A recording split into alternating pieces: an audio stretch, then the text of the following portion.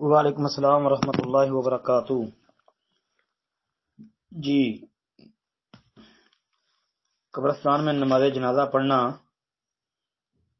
جائز اور درست ہے، اس میں تو کوئی شرعی ممانعت ہمارے علم کے مطابق نہیں ہے۔ جی، ایک تو وہ حدیث ہے نا جس میں یہ بات موجود ہے، صحیح بخاری کے اندر ہے، صحیح مسلم اور کتابوں میں بھی آتی ہے کہ ایک آدمی کو رات دفن کر دیا گیا تو دوسرے دن نبی علیہ الصلوۃ والسلام کو اس کا علم ہوا تو آپ علیہ الصلوۃ والسلام اس کی قبر پر آئے اور اس کی نماز جنازہ پڑھی۔ یہ صحیح بخاری مسلم کے اندر اور کتابوں میں بھی موجود ہے۔ پھر ابو ہریرہ رضی اللہ تعالی عنہ سے مروی ایک حدیث میں ایک عورت کے متعلق ہے جو مسجد کی صفائی کیا کرتی تھی، جھاڑو دیا کرتی تھی۔ یہ بھی واقعہ صحیح بخاری مسلم وغیرہ کا ہے۔ تو اس کی قبر پر بھی نبی علیہ الصلوۃ والسلام نے جا کر نماز پڑھی تھی۔ پھر اسی طرح ایک اور حدیث ہے جس کو شیخ البانی رحمۃ اللہ علیہ خود اپنی کتاب احکام الجنائز کے اندر لے کے آئے ہیں اور اس کو صحیح قرار بھی دیا ہے۔ اس میں ہے کہ نبی علیہ الصلوۃ والسلام نے ایک مسکین عورت کی قبر پر جا کے باجماعت نماز جنازہ پڑھائی تھی۔ جی، تو اس لیے قبر پہ جا کے نماز جنازہ پڑھانا یہ تو منع ہی نہیں ہے، یہ پتہ نہیں کس نے منع کر دیا ہے۔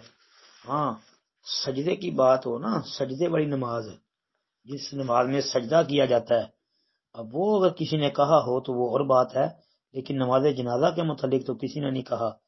ہاں، اگر ایک روایت اس طرح کی آتی ہے، اگر تو کسی نے اس سے استدلال کیا ہے، وہ جو طبرانی اوسط کے اندر موجود ہے،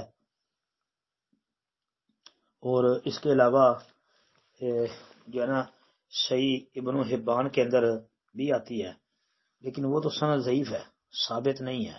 انس والی روایت ہے، قبروں کے درمیان کھڑے ہو کر نماز جنازہ پڑھنے سے نبی علیہ السلام منع فرمایا، یہ الفاظ ہے اس میں جی، لیکن یہ روایت سندن ضعیف ہے، جی ثابت نہیں ہے، اس لیے کہ حسن بصری کی تدلیس ہے اس میں۔ حفص بن جو غیاس ان اشس ان الحسن ان انس، تو حسن بصری کا ان انا ہے۔ اسی طرح موجم ابن العرابی جو ہے اس کے اندر بھی یہ روایت پائی جاتی ہے، لیکن وہ بھی صحیح نہیں ہے۔ اس بارے میں صحیح اور راجح بات یہی ہے کہ کوئی روایت صحیح ہمارے علم میں تو نہیں ہے بھائی۔ صحیح بات یہی ہے کہ اگر کوئی قبرستان میں جا کے نماز جنازہ پڑھتا ہے تو انشاءاللہ یہ درست ہوگا، جائز ہوگا۔ جی، السلام علیکم ورحمۃ اللہ۔ تو محترم، اگر کسی سند سے یہ روایت ثابت ہو بھی جائے، یہاں حسن بصری کا انانا کا معاملہ ختم ہو جائے، سماع موجود پایا جائے، یا اس کی کوئی اور سند وغیرہ مل جائے، تو پھر بھی صحیح بات یہی ہے کہ بخاری مسلم والی روایت کو ترجیح حاصل ہوگی اور قبرستان میں نماز جنازہ جائز اور درست ہوگی انشاءاللہ۔ السلام علیکم ورحمۃ اللہ۔